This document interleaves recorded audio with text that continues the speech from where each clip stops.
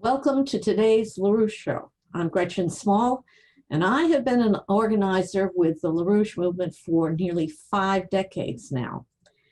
Today, you're about to watch the first half of Mr. LaRouche's webcast with Peruvian Engineers, which he did on August 2nd, 2001.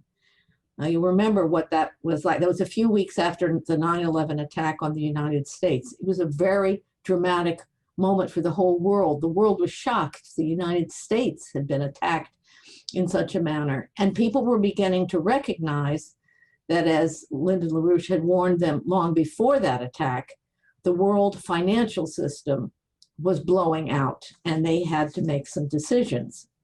And people around the world were turning to LaRouche at this time from all over the world, and many Americans asking him, what is really happening? What is going on here, and what do we do about it? So in Peru, the Economist Engineers chapter of Peru's Society of Engineers in the capital, Lima, invited Mr. LaRouche to address them on the subject, what should be done about the world financial crisis? I want you to listen carefully to his answer. Whatever country you're from, whether it's Africa, you're in Africa or Asia, South or Central America, in Europe, the United States, the strategy and principles you're about to hear that he laid out at that time are a roadmap for what we have to do today. 2 decades later, they still hold. One parameter only has changed from when he was giving this address, and you'll hear about that. But the question is the role of China. China has now stepped forward confidently to play a leading strategic role on helping determine the future of the human race. What is a system that will work for all of us? And that was, which they had not previously assumed that role in the previous time. They were a powerful nation, a great nation, and knew that, but they were not playing at that time as great an international role. So this is a change that's to the better in terms of the strategy that LaRouche was put forward then, and the strategy which will work today. Why would Peruvian engineers turn to LaRouche at a time of crisis? This is particularly important for Americans to think about, because people around the world view LaRouche as the representative of the United States that it was founded to be, that they want it to return to, and that it must be. And they trusted LaRouche because they knew he was concerned about their sovereignty, their future, and their right to sit at the table with all the concert of nations and discuss where are we going as a humanity. LaRouche was then, even at this time, very well known in Peru. In 1987, he and his wife Helga had gone to Peru, had many meetings, gave many conferences. At one major conference organized by the Schiller Institute and the St. Augustine School, LaRouche laid out, he actually stunned his audience, which included many government people from ministries, people from the military, people from the religious organizations of the country, and thinking people like the engineers. And Lynn stunned them because what he said to them is, never think of yourself as a poor country. You're not a poor country. There are children born today in the poorest rural area of Peru who people think have no future, but those children must become the future colonizers on Mars. That is what Peru has to prepare for now so that they can participate in that. It was a beautiful idea and people loved it. In the year before the webcast you're about to see, one of the leading weekly magazines in Peru, Gente magazine, might have been the leading magazine in Peru at the time, published 5 interviews with Lyndon LaRouche in less than 4 months. It was a time of great crisis in the country, and they wanted to know what he had to say. They were not small interviews. They were lengthy, question, answer. And the first one of them was published as a cover story. Imagine if, say, Time magazine in the United States, an equivalent magazine, were to publish or would have published an interview with Lyndon LaRouche as their cover story. That tells you something. After Mr. LaRouche died, a retired, very prominent rear admiral, and known as an intellectual in the country, Ramirez Canaval, sent a personal message in honor of Lyndon LaRouche, whom he said was a great friend of Peru in its worst moments. He expressed his gratitude that Mr. LaRouche spoke up for Peru many times in the United States, that LaRouche was the one with the idea that Peru had to forge ahead and succeed. And he asked God to keep him close and let him continue to look after Peruvians. And that, I think, is a sentiment that many around the world and many, many, many Americans share. Let him continue to look after us. Now, I have one last story, and this is a personal story, and it's by way of an invitation to new people listening to this webcast of LaRouche, and especially young people doing so. It's a story of my role in helping to found the LaRouche movement in Peru in the year 1976. I was 23 years old when that started. And that is where I had my first-hand experience, where I saw how history is actually made. It's not the way it reads about in the magazines. That was a time of great crisis. It was in the 1970s, the bankers were using the International Monetary Fund, the IMF, to really begin to put across the world financial dictatorship that we're pretty much in today. And there were developing sector countries around the world that they were just telling them, you pay your debts and you forget industrialization. It's not for you. Sound familiar? It's like the Great Reset today. And there was a fight back. It was a very strong fight back from people, and Peru was one of the key nations in that.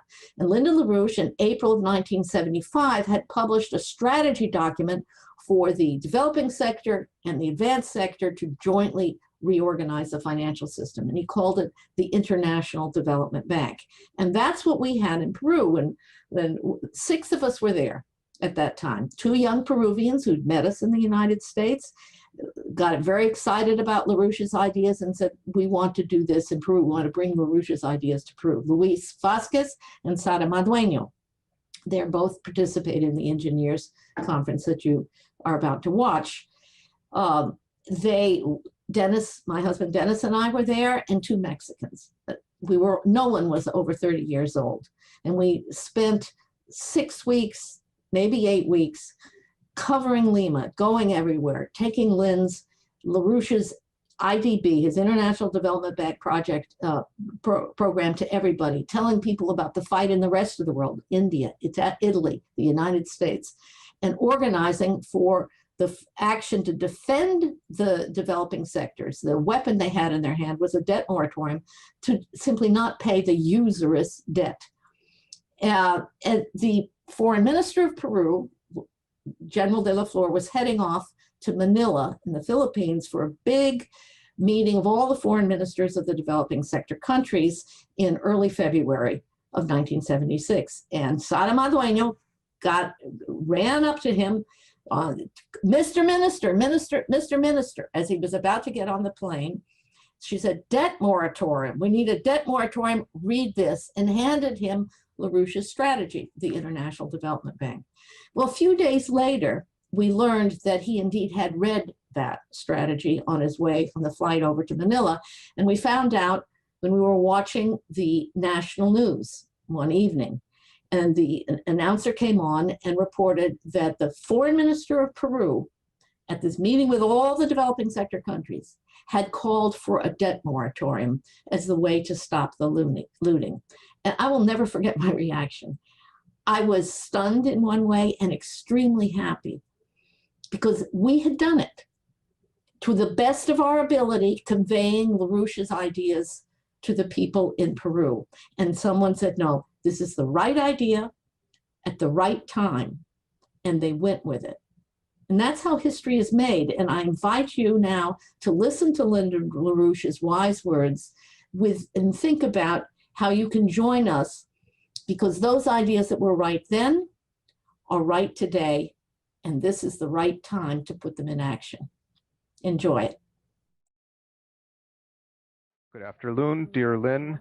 For me, it's a great honor and to present you before this distinguished audience. As you all are aware, Mr. Lyndon LaRouche is a great statesman, and he is the founding contributing editor of our magazine, Executive Intelligence Review. In addition to that, Mr. LaRouche is a Democratic Party pre-candidate for the presidency of the United States for the year 2004.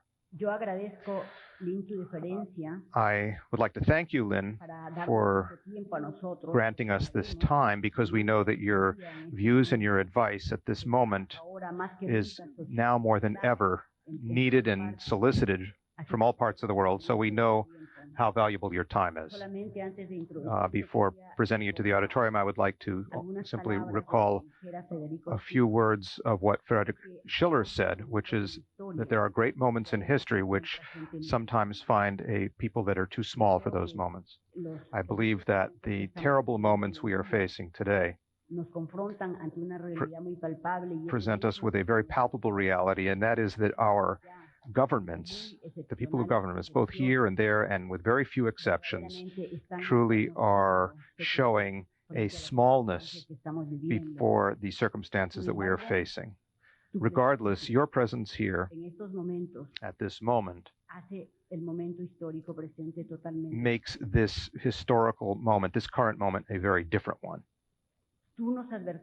You warned us going back to 1994 and even earlier. You advised the world that not only was this crisis, this economic crisis that we are facing, this was not simply yet another cyclical crisis, but rather it was a systemic crisis.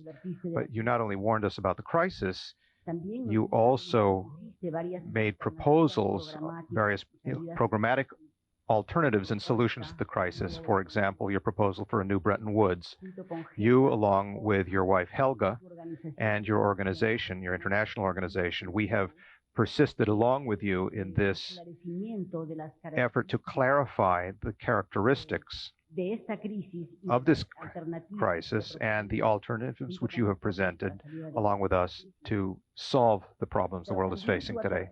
However, you also warned the world, and this was reiterated most recently in a speech which you gave in New York, in a Washington and New York auditorium in July of this past year, that we were facing an imminent war in the Middle East. You warned us at the time that there were certain international oligarchical financial interests, one worldist interests, that were promoting the perverse theory of a crisis of a shock of civilization, a conflict of civilizations, as a way of avoiding or taking control of the financial debacle. We are now facing, unfortunately, that all of your warnings have come true. That is to say, the facts have confronted us with the reality of today. And I think even the most obtuse at this point will have to recognize at this point that not only were you right, but that we have to pay very close attention to what you are saying as to how to face this crisis. So, Lynn, once again, I would like to thank you for your time and leave you with an auditorium paying close attention to what your words are today. So, ladies and gentlemen, please welcome Lyndon LaRouche from the United States. There are several things we should go through in series. First of all, the crisis. We're in the final breakdown phase of the existing world monetary and financial system. Not one part of it, but essentially all of it. That means the Americas, it means Europe, it means most of Eurasia, it means the world. Nothing can be done to save this system in its present form. It will go into a phase of disintegration during the present and the next quarter, before the beginning of the year. It may limp along in some form after the first of the year, but the system is essentially finished and cannot be preserved in its present form with its present institutions. This is also because of this crisis. It's also a very dangerous period in history in other respects. We have now the threat of generally spreading warfare throughout the world, particularly since the September 11th terrorist attacks in the United States, which are largely an internal operation, but obviously may have involved elements from other parts of the world as participants in the operation. We have not seen the end of it. No one has stopped the terrorists. No one has identified yet the terrorists, the actual ones. So they're sitting there ready to strike again. Now, this is not unusual in history for times of great financial and economic crisis. For example, 1932, 1933, we had a world crisis which at that point centered on Germany, because Germany was a pivot strategically of the effects of the crisis. At that point, you had in Germany an effort to stop Hitler from inside Germany. This effort was led by a chancellor of Germany, von Schleicher, Kurt von Schleicher. At that point, certain bankers in London, headed by the former Bank of England head Montague Norman, and by groups in New York City, including the Harriman interest, including the grandfather of the present president of the United States, Prescott Bush. These people with Norman, with people like Schacht in Germany, with the von Schroeder banking interests, with von Papen, conspired to overthrow the von Schleicher government, which was done on the 28th of January, 1932.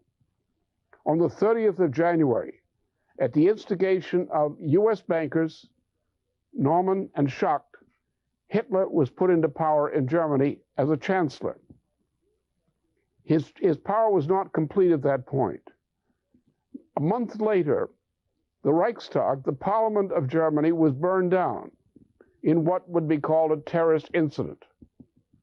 Immediately, the Nazi Party took measures to declare emergency laws, and then through the parliament enacted new laws extending the emergency. Less than a month later, Hjalmar Schacht became head of the Reichsbank and became the controller of the arms drive of Germany leading toward World War II, which was already planned.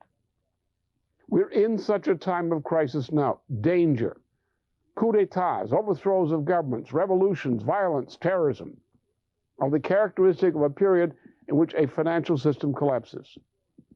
Because it's a time of desperate men. You have men who have dominated the world with the present financial system. That system is now doomed. They're desperate. They're blind to reality. And they're determined to hold on to their power by any means possible at this time. They don't care about the future. They care about what they consider their way of life, their power, their commanding position in world affairs. So therefore, there's a struggle between some of these financial interests who refuse to face reality because they don't wish to, and the interests of sovereign nation states and peoples. It's a dangerous period. My concern is to do several things. First of all, to try to bring together forces which, as political forces, internationally, including governments and others, will bring this danger to an end. Secondly, we must have a reform of the international financial and monetary system immediately. This means bankruptcy reorganization. Now, most of you probably are familiar with the procedures for bankruptcy organization applying to corporations, to large firms. But the bankruptcy of a government, and we're going to have many bankrupt governments around the world in the coming period, in South America and elsewhere, is inevitable. It can't be prevented. The debts are beyond any possible means of paying the debts. Therefore, a state of bankruptcy will exist. But this is bigger than a bankruptcy of government.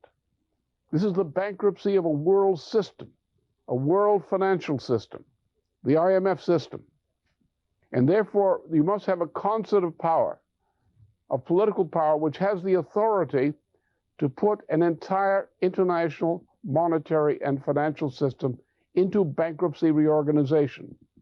The principles are not much different than they are for the bankruptcy of an important firm.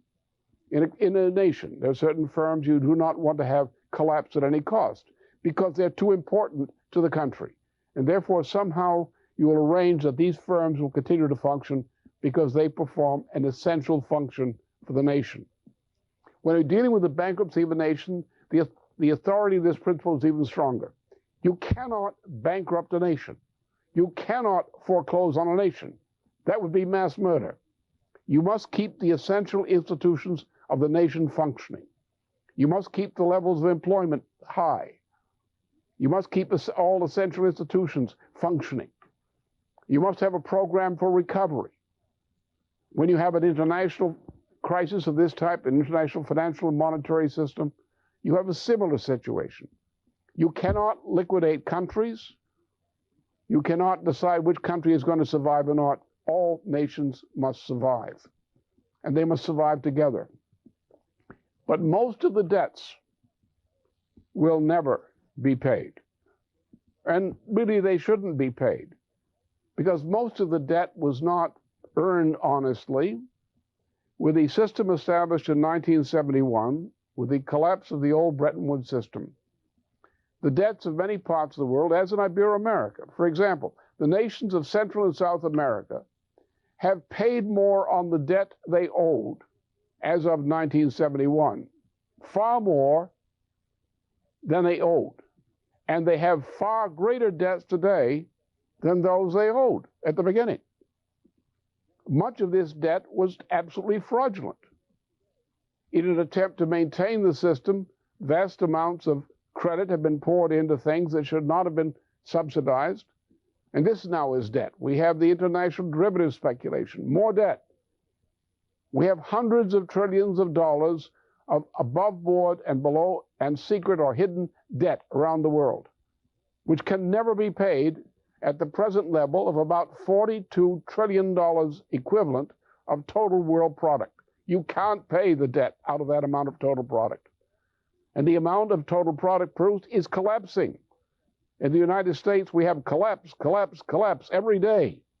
New firms are cutting back 10%, 20%, 30% of their employment. It goes on and on. In Europe, it's the same. Around much of the world, it's the same. So the means to pay this debt does not exist. So we will have to put the entire financial system into bankruptcy reorganization, cancel whole categories of debt, freeze other kinds of debt, that is, suspend any interest accrual and so forth on this debt. But nonetheless, keep banks open because they're essential, keep governments functioning, keep pensions paid, keep the economy moving. That we can do. We did something similar in the United States in 1933 under Franklin Roosevelt and beyond. That's a precedent.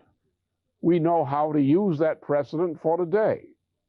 We formed at the end of World War II a monetary system, the Bretton Woods system, which worked in the parts of the world for which it was working. It worked. Not perfectly, but it succeeded. The world under the IMF system that was part of it grew. The incomes of people grew. The economy grew. Conditions became better, despite all the things that were wrong. It worked. We can go back to that kind of thinking, starting from scratch with a new monetary system and a new financial system. And we can live. But we need something else. We need a growth program.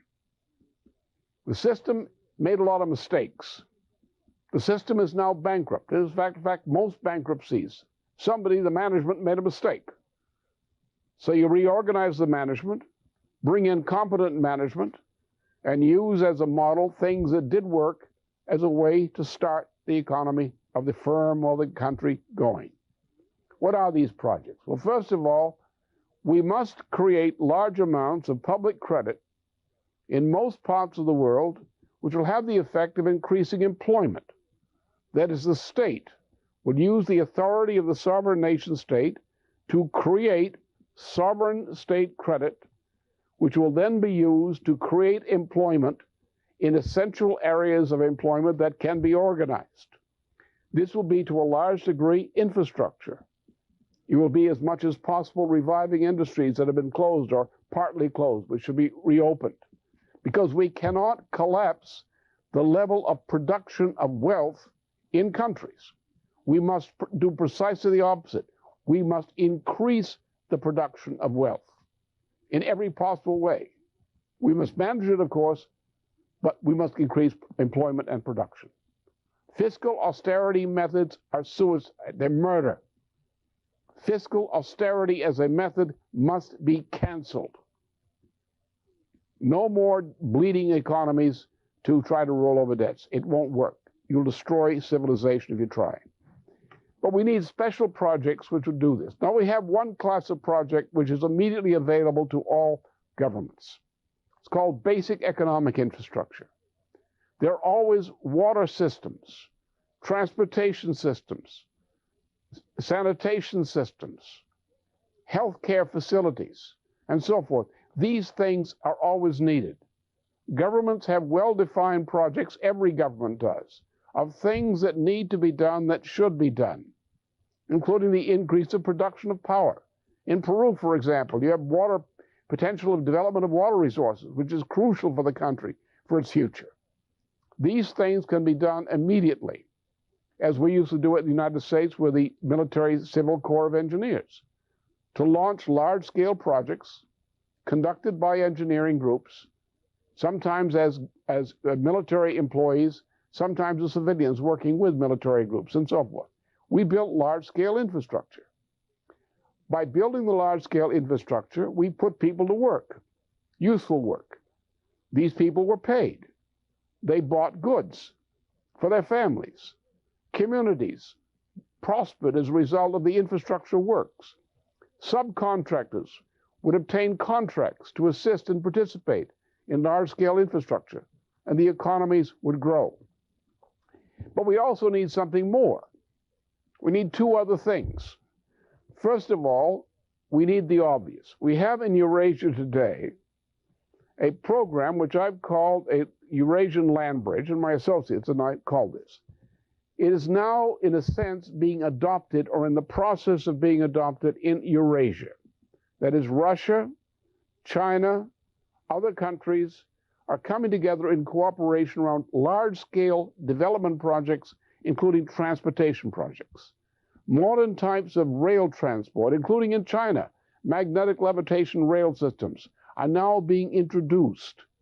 The idea is to create from the Atlantic to the Pacific a system of communication and development which enables us to take the areas of Central Asia, which are wealthy in terms of natural resources, but poor in development. And by introducing development across this area and transportation, we can make this an area of growth. And this would mean that countries such as Japan or Western Europe, and countries which normally were producing high technology capital goods, will find in this arrangement a market for increasing flows of production of goods into countries like those of Central, South, and East Asia. China, for example, is a great market if the proper kinds of assistance are given to it. A great internal development. This area contains the largest population of the world, part of the world's population. So this is a great opportunity. If, as is also being proposed, if from Eurasia, not only do the Americas participate in the market in Eurasia, not only if Americans participate in the market which will also develop in Africa for development, but there will be the building of a bridge, a tunnel bridge from Siberia to Alaska. That bridge will come down through the Americas, through Central America, into South America, all the way to Tierra del Fuego, Cape Horn, to unify the Eurasia in that way and in other ways with the Americas. We have in South America, in particular, we have large areas which are undeveloped, lack of infrastructure to develop them, with vast resources. Patagonia, for example, vast resources. Other parts of South America, vast resources, undeveloped. We have to convert the opportunity of development of these areas with their resources, to convert that into a great market for investment. Now we need to do something else. We need to have some science driver programs for the world as a whole. We need to set some objectives in terms of scientific objectives, new technologies, breakthroughs, new forms of energy, higher density forms of energy. These kinds of things we must have. We must use our universities and develop our universities to produce the cadres for these projects, to produce the skilled people to implement them, to do the scientific research which will feed these kinds of scientific projects. And in that way, we can create a new kind of national economy. Not really new, but a qualitative improvement. If you look at the history of mankind, especially modern European civilization, the history of mankind is based on something in which where man differs absolutely from all animal forms of life.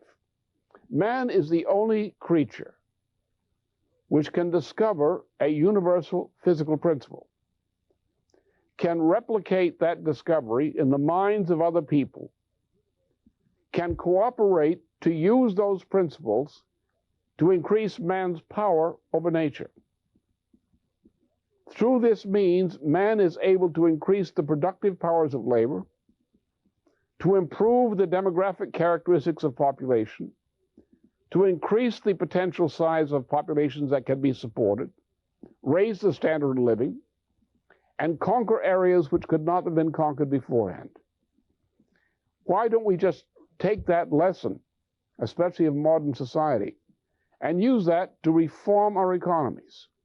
That is, mobilize our universities and educational systems as science driver institutions, where old discoveries are reenacted for the students, where research is done on new principles, where the research work on new principles is done together with engineering programs to test new principles, to convert them into new technologies which can be used, to connect our economies, the productive sector of the economy, with these university centers in order to create an economy in which we are increasing the percentile of the labor force which is employed in fundamental research and in engineering, in creating new technologies.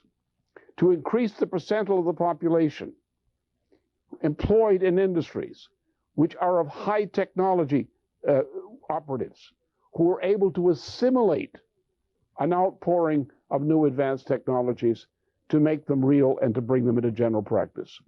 So these, I think, are the things which we should do at this time. These are the things which can lead us out of the world mess.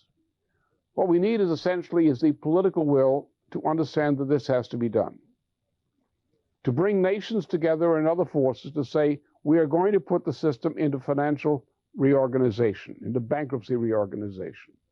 We're going to generate masses of public credit by governments and by cooperation among governments to expand employment, especially productive employment, on a world scale in each country. We're going to take other measures to promote the expansion of employment in useful forms of production. We're going to maintain social stability and the general welfare. Now we're going to reach out beyond that to pioneer in great infrastructure projects, which will be transcontinental in their significance, to unite the continents, to unify the human race in cooperation. We must mobilize our population around the theme of education, of scientific education, to elevate the meaning of nation state to sovereign states which are concentrating on developing their populations through education to become science driver economies, to upgrade the quality of work for which people are employed, and to create a kind of world which we've been trying to build ever since about the 15th century in Europe, with the great Renaissance there. I think that we have to say we've come to a time where humanity faces the greatest danger that the human race has ever faced in all known history to date, right now. We're in a period where if we don't do something to correct the problems, we could go into a new dark age of all civilization. We're vulnerable now. We don't have the resources we used to have to live through a depression. The rate of death, which will result from a continuation of this collapse with no solution, would amount to a new dark age for humanity. But looking at the danger of great wars, a new dark age, and great convulsions and chaos, perhaps this will alert us to the fact that we cannot behave as children anymore. We have to become adults. We cannot think about our convenience, our personal interest in a narrow way or a silly way. We've got to think about what are we doing about a future humanity, our children, our grandchildren, who are threatened by this great crisis. We're becoming older. In the course of time, we'll die. What are we going to leave to those who come after us? Are we going to leave a dark age, or are we going to be the giants who created the opportunity for not only a revival and preservation of civilization, but who in our time did something of which we can be proud in the eyes of our deceased ancestors, something of which we can be proud in the eyes of those who come after us. We must use the great crisis and the fear it strikes in many people as an incentive to grow up, to grow out of small-mindedness, and to have the imagination to see solutions, and to devote our lives to the purpose of bringing those solutions into being, so that when we die, we will be able to say, we lived and it was good. Thank you. Gracias.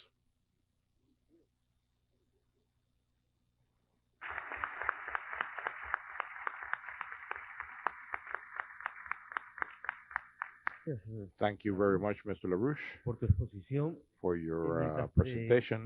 While we prepare the questions,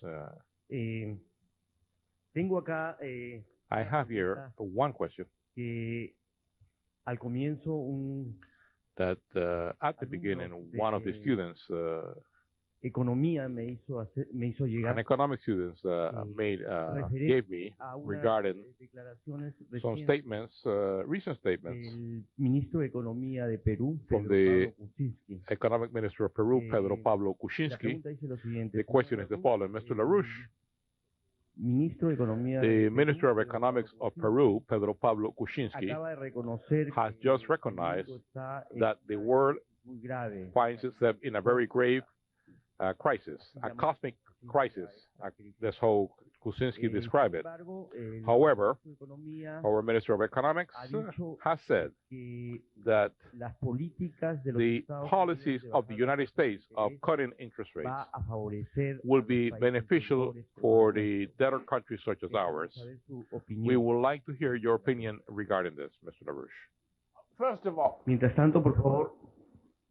First of all, one must be realistic, and everyone, I think, in Peru knows this, that there are only 3 cultures on this planet, national cultures, which at this time of crisis are able to think in terms of global solutions for problems. Now, there are many countries in which leading people could say whether a proposed global solution would be good or not. But they would not propose that their country initiate that solution. The three nations whose national culture permits them to indulge in thinking about making worldwide changes in institutions are the United States, Russia, and the British monarchy. Every other part of this world, except now China's a different case, but China doesn't think in global terms.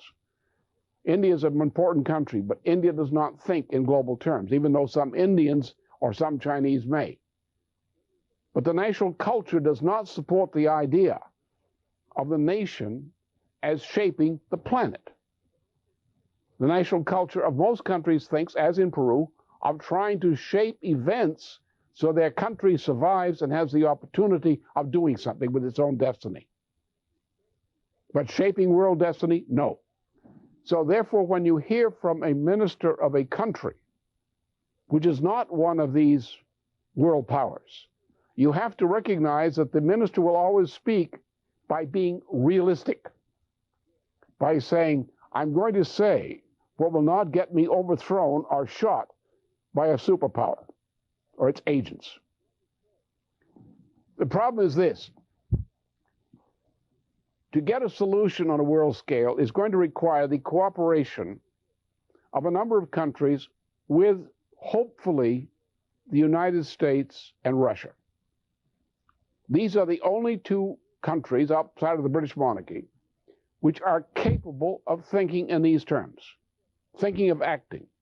That is, countries that would call other countries together for a great conference to deal specifically with such things as the breakdown of the present world global monetary and financial system.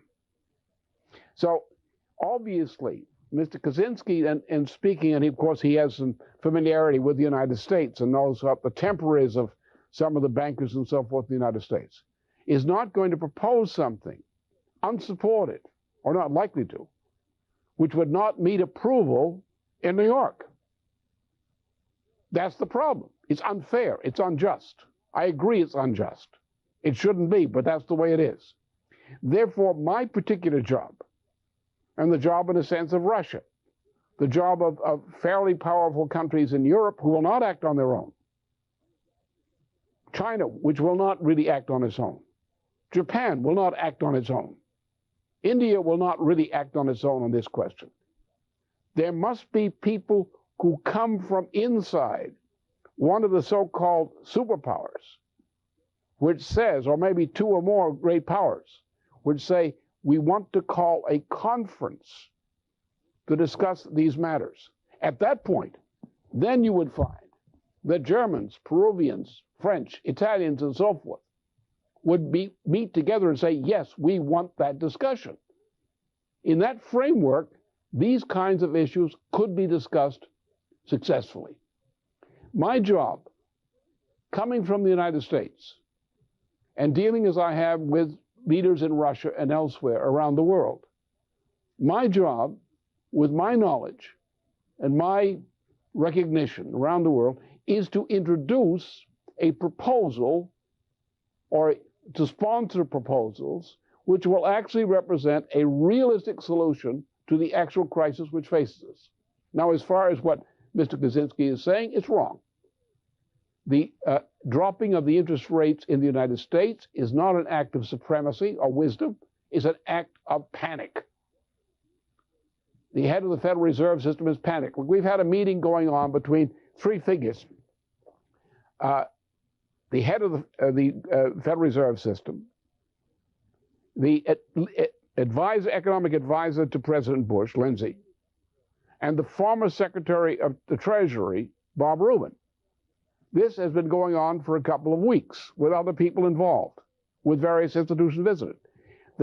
No agreement is reached on dealing with what they know to be is the greatest financial crisis that anybody ever imagined. They can't reach agreement. In the meantime, Alan Greenspan, the head of the Federal Reserve System, and people around him are hysterical. They're panic-stricken. They're ready to jump from a skyscraper if they can find one that'll accept them. And in this mood, they are proposing a dropping of interest rates modeled upon the Japan zero interest rate policy, zero loan policy, a kind of policy which is literally hyperinflationary. You have a situation in which the world is collapsing in physical economic terms. Employment, production are collapsing in Europe. They're collapsing in the United States. It's a catastrophe. It's a depression as bad as 1932-33 already.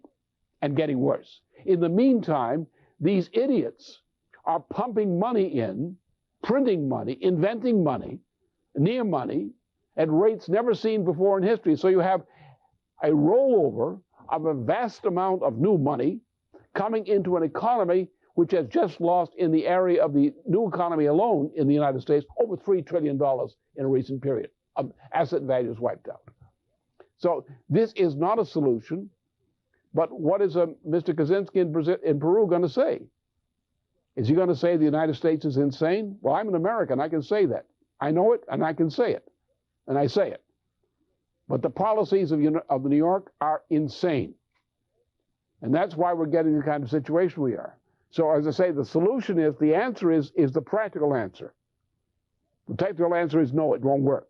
But the practical answer, the responsive answer is, those of us who are in a position of power, neither because we have power or because we represent a nation which represents power, we have to take responsibility of opening the doors so that people from countries which do not have that power are able to sit at the same table and be heard on their views on these matters to get the kind of discussion we need to get some of these problems settled and solved. The questions we have so far are very varied. They go from the situation economics, some on the crisis, global crisis, some refer to the Peruvian economy. There are also questions that we have received regarding the national security policy, armed forces. We also have some questions regarding certain specific development projects on the continent, and also two questions regarding the cultural question. Obviously, there are many. I don't think we can deal with all of them, but I'm going to try to summarize all the questions, although undoubtedly I'm going to try to represent all of them because of taking into account the amount of time Mr. LaRouche has. I believe that we should start with a question that has to do with the global situation. In the 21st century, what importance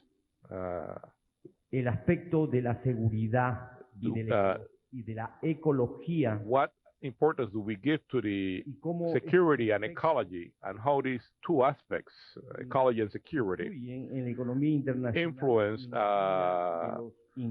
international economy and the life of individuals and nations? These questions come from a German journalist, a correspondent from the Frankfurter Dat of Alemania, I think, Germany, I think that's how you pronounce the name. I'm not sure. The Venetian School of Ecology, which was started formally by a fellow called Botero in the last part of the 16th century, and continued through the last influential Venetian on the subject, Gian Maria Ortiz, the man who wrote the book that was plagiarized by Thomas Malthus. That this Venetian School of Ecology is essentially fraudulent, but it has always insisted that populations must be culled in the way we cull cattle herds. When the population becomes excessive and no longer desired by the cattle owner, you kill them. When they tend to breed too much, you don't want them, you get rid of them. If they have a color you don't like, you get rid of them. If the cow doesn't give milk, you cut its throat, and so forth and so on.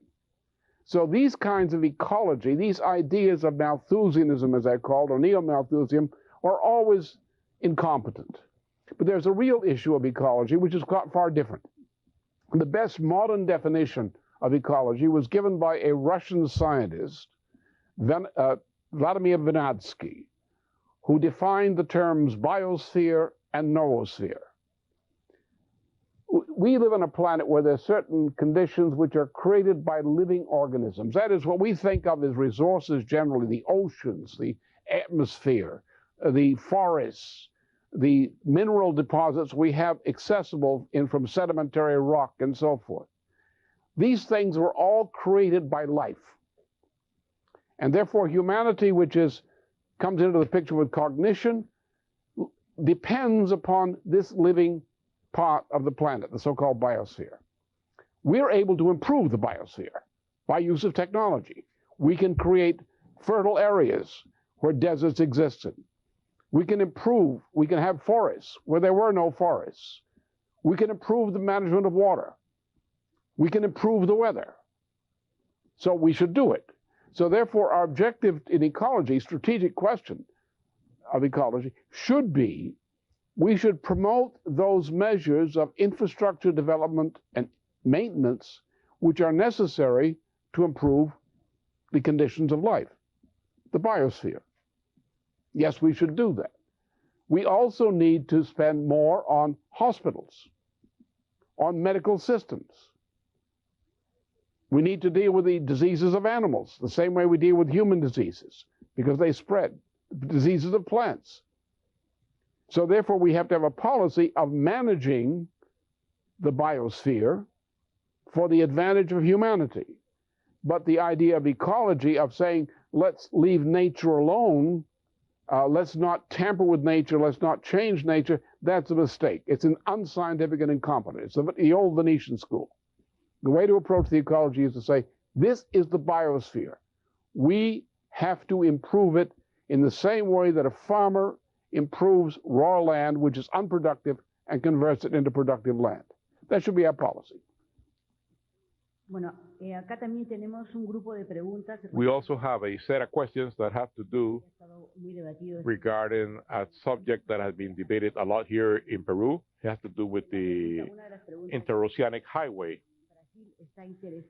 The question says, Brazil is interested in building, along with Peru, a bioceanic highway in the south of Peru. In the framework of the new Bretton Woods, do you think that this is feasible to build such a highway? And who should be in charge of the building of such work? Should it be the states or should it be done by private? Well, it's obviously it should be done by primarily by governments. The governments must control it, because the building of any such highway system, and I think a rail system is also crucial. I don't think there should be just a highway system. I think a highway system is good. But look, for example, you have, in this area in Peru, you have a mountainous area. Now, what are the gradients for going up those mountains? You're not going to take a friction rail system and go up those mountains. Nor is it efficient to use trucks to take large freight up and down those mountains. The kind of system which will do that effectively is a magnetic levitation system, a substitute for rail system. If you want to get into areas of Peru, for example, which are higher, which are sparsely developed in terms of what the resources are, to get over to the other side, down toward the Amazon side, and develop that. So we do need large arteries, not just of highways, but arteries of corridors of transportation and development. Looking at what we did in the United States, for example, in the middle of the 19th century, we developed a system of transcontinental railroads, which were not just transportation systems, they were development systems. We took a nation which had two principal oceanic frontiers, the Pacific and the Atlantic. We brought the Pacific and the Atlantic together in the middle with the development of development corridors, which were initially agricultural development corridors, things like that, based on the transcontinental railway system. It is obvious when you look at the geography of South America, you look at the vast resources which are not accessible for efficient use now, for lack of development corridors. It's obvious it's necessary. Even the internal Peru, it's obvious to all of us who discuss Peru that this is needed. To realize the economic potential of Peru, this is needed. To realize the economic potential of the hemisphere, this is needed. It's needed from the Pacific to the Atlantic.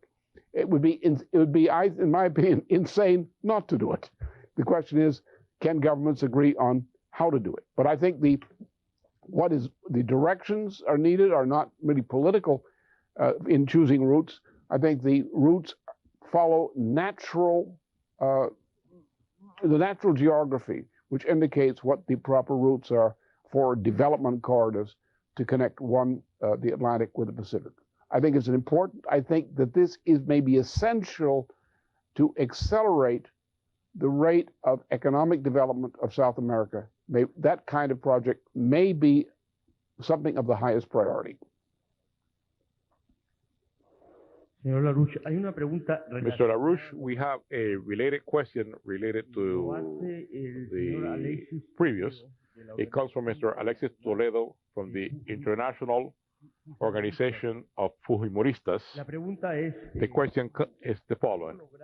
How la cooperación entre los do you gobiernos get cooperation among governments de gran to envergadura, carry out great projects? cómo uniformizar How las políticas do del you Estado come up with standardized policies among al states? lograr estos proyectos The benefits of de un carrying out these projects will be long term. That is the question.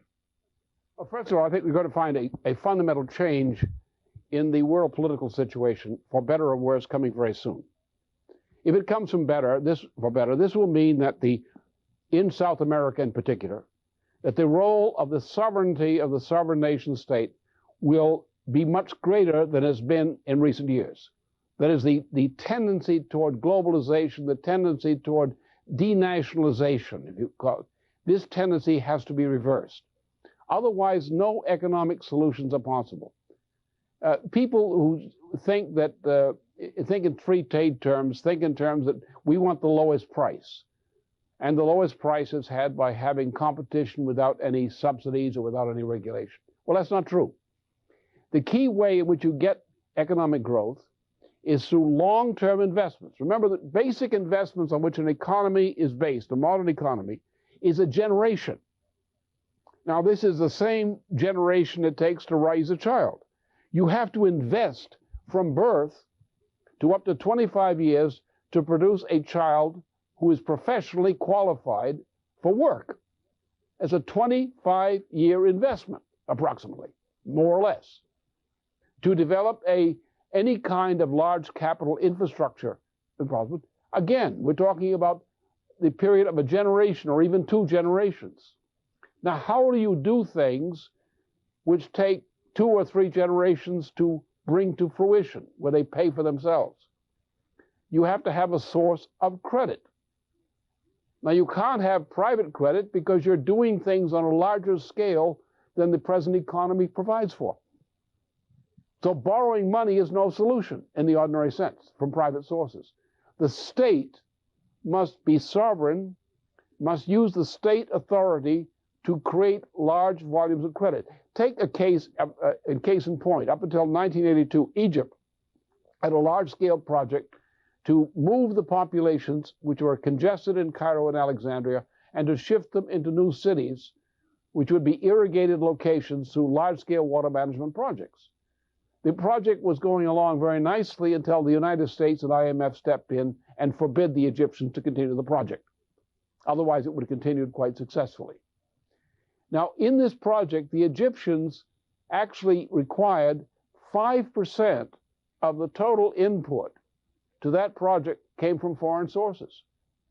So that to do a project, for example, in Peru or in Brazil, does not mean that you have to have vast external resources. The primary way to do these projects is by mobilizing internal resources, using national credit, then turning to neighbors who are doing the same thing and to cooperate with them and bring in a few partners from outside of the Americas who are interested in participating and bring them in too. That way this can be done. We need grand projects. Grand projects require large-scale public credit. Large-scale public credit can only be organized by sovereign governments. When this present globalized tendency in government ends, the trends of the past 35 years end, and we are forced to go back to the sovereign nation state. When the banking systems, including the IMF, are bankrupt, when the World Bank is bankrupt, when private banks are largely bankrupt, How do you keep an economy going? You go to the government.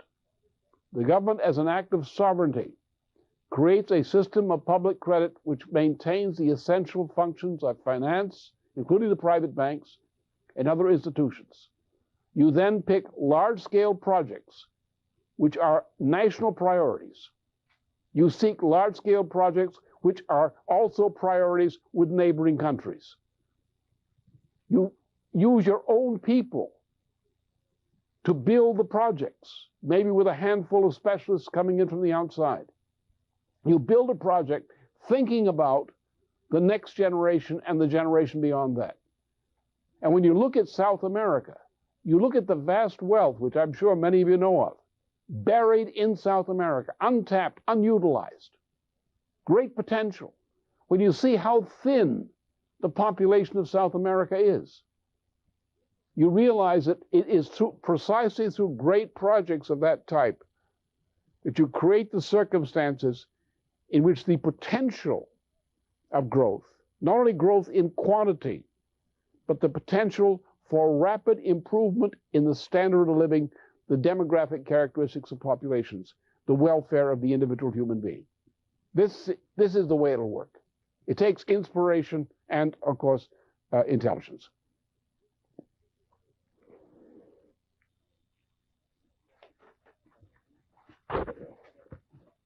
Aquí hay dos preguntas que se pueden Thank you. contestar. There are two questions that we would like you to answer at once. This has to do with the international situation. The first question is, what will happen? What will happen in the world situation if a change is made from one worldism to a bipolar situation, having Russia, China, and India on one hand? We see that on one side, and on the other side, the United States. The second question, which is related to this, is the following. With regard to the role played by China today, what's the role they play in the current world financial situation?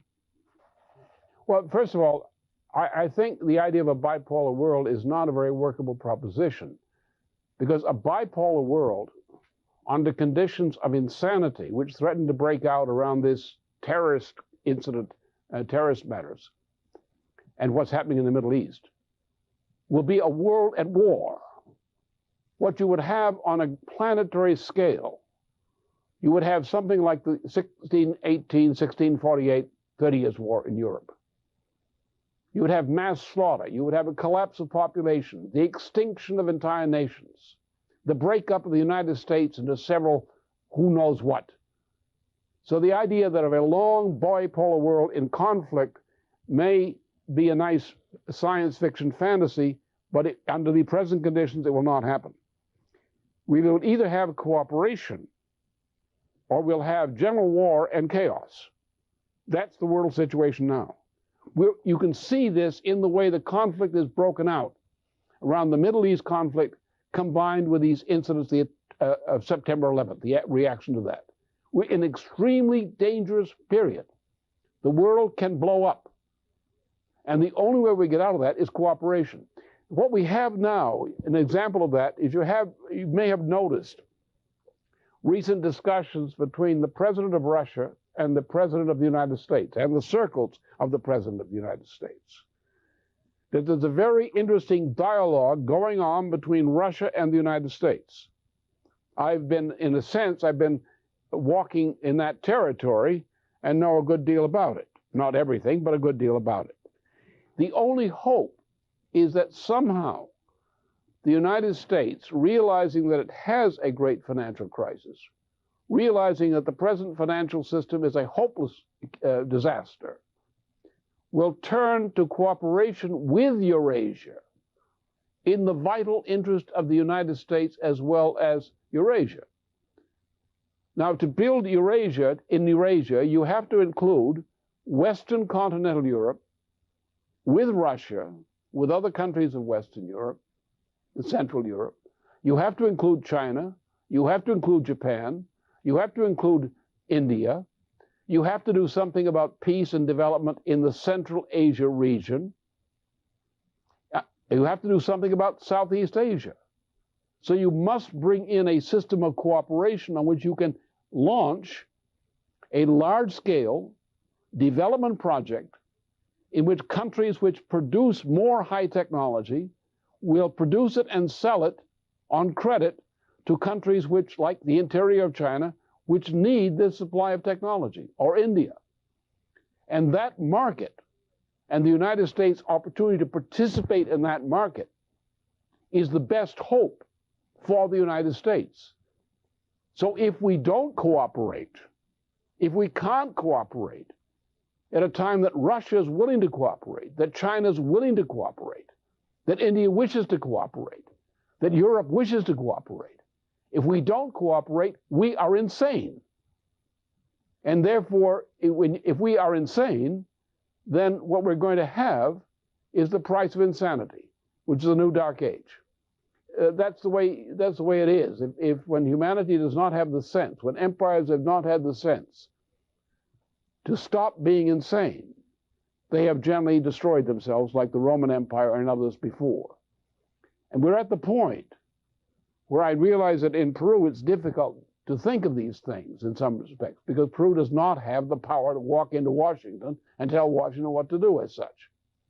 But those of us who know, whether in Peru or elsewhere, should realize this planet cannot go in the direction it's now going. We cannot continue this system, which is about to disintegrate, nor can we have a conflict of the type which is threatened by the Middle East conflict, or by the ways in which some people are trying to approach this terrorism question.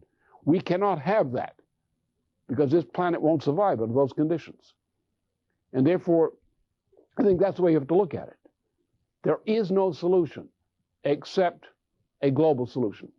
Under those conditions, China is not a nation which, as a nation, as a national culture, thinks about the world as a whole. China thinks about its relationship to the world as a whole. It almost thinks about the world as a whole as a neighboring planet. And it has a planetary interest in China. And I'm not suggesting that the only view in China is that of the Middle Kingdom. But China does not take responsibility, cultural responsibility, for the welfare of the planet. The Chinese in Africa do excellent work. Their work in Africa is the best of any nation in terms of the charity, the honesty of what they're doing. But China doesn't think that way. There may be people in China who think that way, but China as a nation doesn't think that way. China does not think of itself as a global culture. It thinks of itself as a nation in the globe with very important interests and concerns. It is Russia, which is a Eurasian nation in its mentality. It is Western Europe, which depends upon Eurasia for its survival. It is the need for cooperation between Russia and Western Europe and China and Japan and the United States, which is the urgent question among all sane people at this time on this planet. If that idea is clear, and if we can help to make it clear in more places, that's a solution. Because in the answer to your question, the other alternatives are unspeakable. They are not acceptable, just not acceptable.